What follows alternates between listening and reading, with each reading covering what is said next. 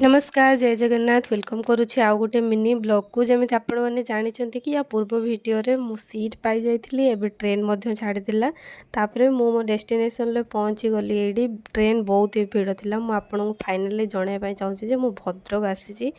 भद्रक रे मो dress stitching करार तो क्वाद्रिया मु स्टिचिंग देदेली तापर मो वर्षा और वंदना पाखु चलीगली रही कहीं मोर गोटे एग्जाम अच्छी सकाଳେ तो सी मत ये खईदे कहीं मुझे खाई नी दिन सारा तार भात तरकारी गोल मत खईदेला एमती सांग आपण मानकर जदि अच्छी तो आप कमेंट सेक्शन निश्चय ना मेंशन करूँ। तो हॉस्टल देखी मोर हॉस्टल लाइफ कथा पुणी मन पड़गला केते सुंदर से मैंने अरेंज करके रखी देखो आउ यही पोजिशनटा तो शीत दिन समस्ते धरिकी बसती पढ़ाई। तो राति डिनर रे थिला आज रुटी बंधाकोबी आलू तरकारी डाली अंडा तरकारी तो मत भात भल लगे से मो सांग मो भात नहीं आसला। रोची नमस्कार।